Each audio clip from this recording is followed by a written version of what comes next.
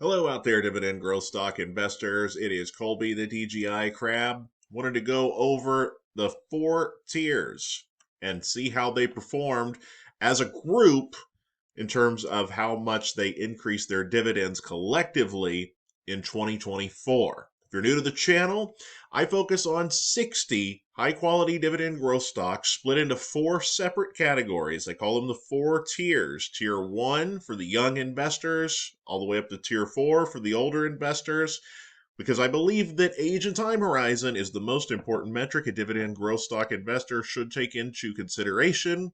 For the younger folks, ought to be looking for lower yield, high growth compounders. And the older you get, you start looking for higher yield, but maybe not as much growth because you need that immediate yield right now.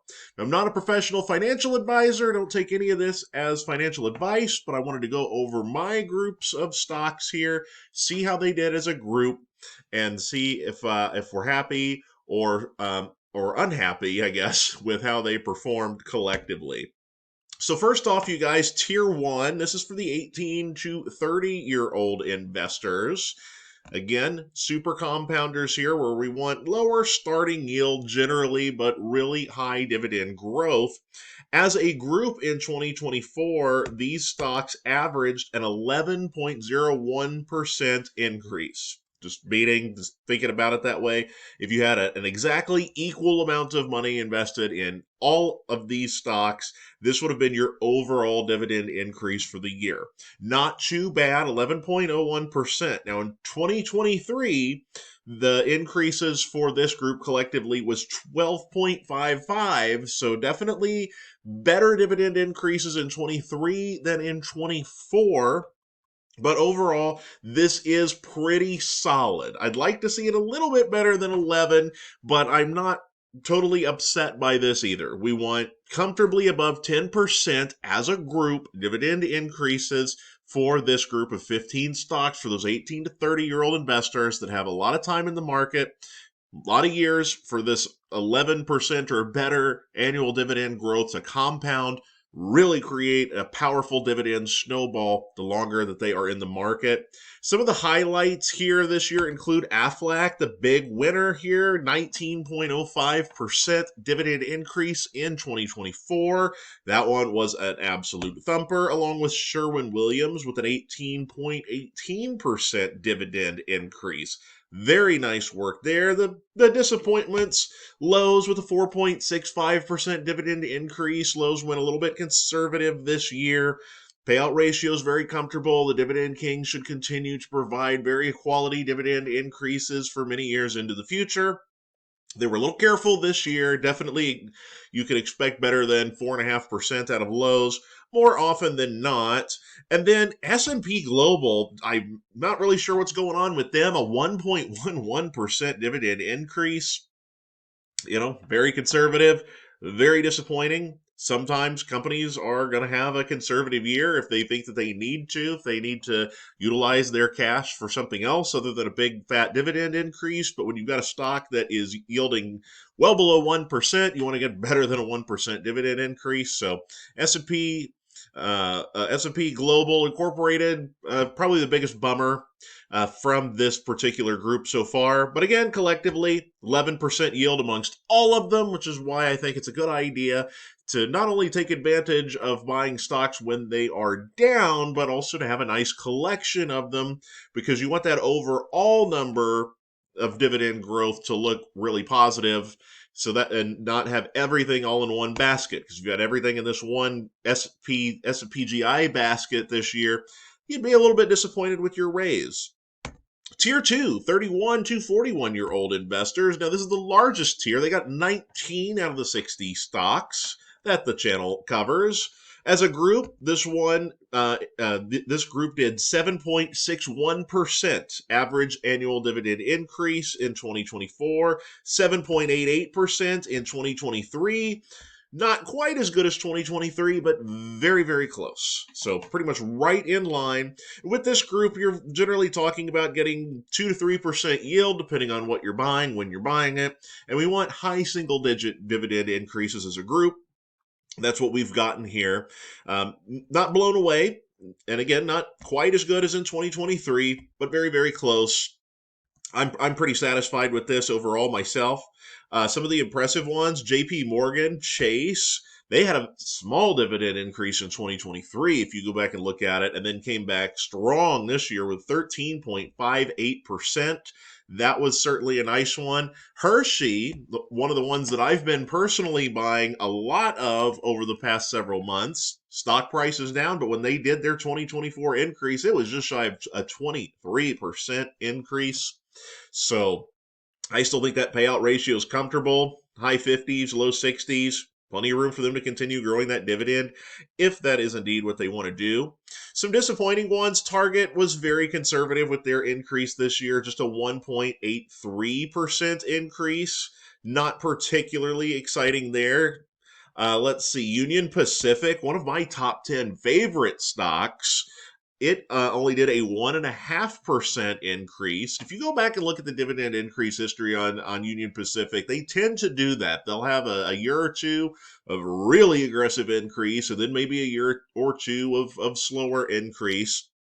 Definitely not worried about them doing a dividend cut or anything like that at all. I'm not worried about that with any of these 60 stocks. But that one was pretty pretty low. And then also Air Products and Chemicals, another excellent stock, just a 1.14 dividend increase. They typically are a double-digit type dividend increase company, and it just didn't happen this year. And also BlackRock with a 2% increase. Their stock price has just gone absolutely through the ceiling this year, and they thought it would be prudent to just give us a 2% increase. That's a bummer. Come on now, BlackRock. 12% payout ratio, and you only give us a 2% increase. Give me a break. Hope to see better out of you next year, BlackRock. Tier 3, 42 to 53-year-old investors. As a group, this is generally a 3 to 4% starting yield type of a target range here for this group that's starting to get closer to retirement. We had a 4.89% 2024 as a group, and it was 5.93 in 2023. This group, I think, was the biggest disappointment out of the four tiers, a full percent lower than it was in 2023. And while the 4.89 isn't a disaster, if I'm buying stocks that are yielding in the high threes generally, I still want to see a dividend growth rate at least in the high fives like it was in 2023. And this group just did not come through with that this year. Archer Daniels Midland was the highlight, 11.11% dividend increase this year. Cannot believe Archer Daniels Midland is down below $50 a share. What is going on with that company? But I'm not going to complain that much about it. It just gives me more of an opportunity to buy it when it looks like it's very much on sale. American Tower, this one has been a REIT that's aggressively grown its dividend over the last decade or so, and with the REIT space having a hard time in the higher interest rate environment over the last couple of years, they really slowed that down. Just a 0.47% higher payout in 2024 than they had in 2023. And this is one that had been one of the higher growth stocks in the tier 3 group that was supposed to kind of bring that group average up a little bit. And that absolutely did not happen this time around. Medtronic continues to be one that used to do higher dividend increases, but just has been trading kind of flat for a couple of years now. They just did a 1.45% increase. Not particularly strong, not exactly what I wanted to see there. Cisco Systems, Dividend King, they're usually good for a high single-digit dividend increase. They just did a 2% one this year.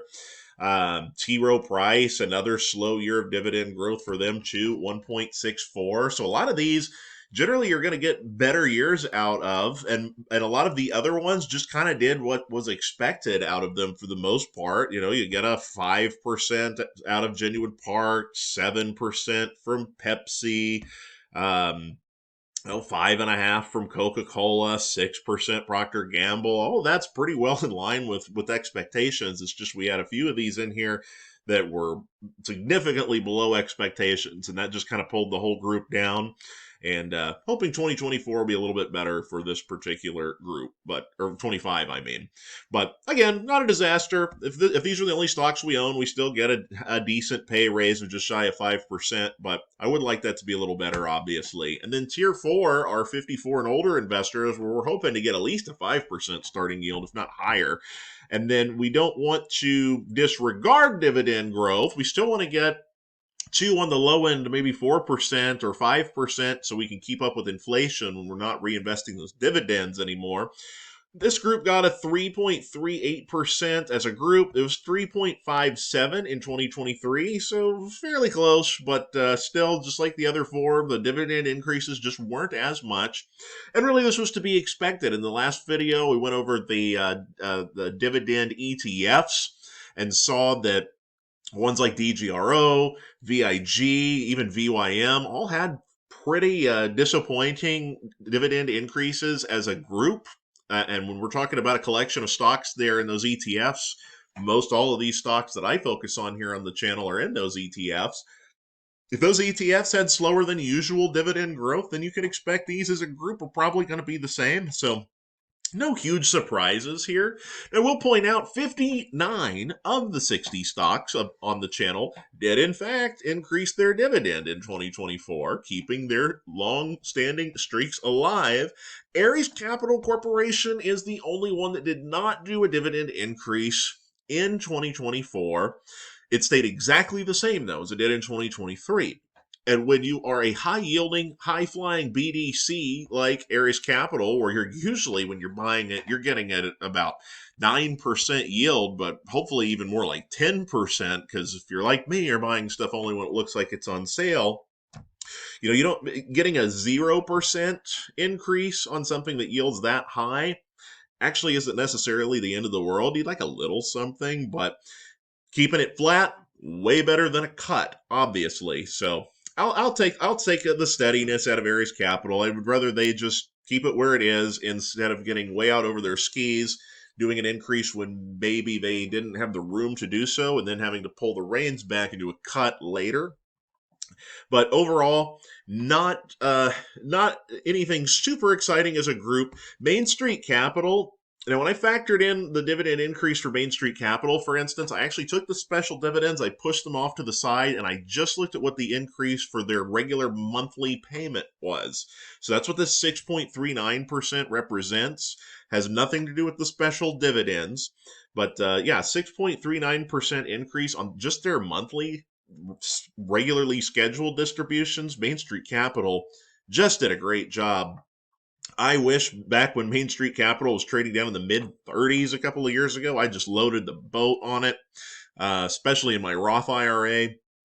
Didn't do so when I had the chance, and now I've just had to sit here and watch that share price rate go all the way up to almost 60. Main Street Capital, my goodness. And then Essex Property Trust. Hey, a lot of people sometimes don't like this particular REIT because their properties are almost entirely located in the Pacific Northwest. There's some concerns with some people anyway about the growth potential of that part of the country. And Essex Property Trust, despite all the trouble in the REIT sector, had absolutely no problem doing what they do. 6% dividend increase, pairing that with a yield in the mid 3s. I'm looking to buy that more in the 4s when it does get into that range. And Essex just hasn't been particularly undervalued all year long, unlike some of their contemporaries in the REIT space. So anyway, guys, that is the group. Let me know if you had any that were particularly exciting for you or unexpected this year, or any that were disappointing you in terms of how much that you got in those increased dividends. I'd like to keep the conversation flowing down there. Let's all help ourselves become better dividend growth investors together. I'm always happy to share my strategy and my 4 tiers with you all, and I will always point out the bargains that I am buying. And sometimes it's just good to take a look in the rearview mirror and see where we've come from the previous year and look forward to what might be in the future for the following year. But all we can do for now, y'all, is to live in the present moment, utilize our new capital to buying stuff when it's on sale at the time. Until the next time, this is Colby, the DGI Crab. Email me your questions, dgicrab@yahoo.com, and I'll catch you on the next one.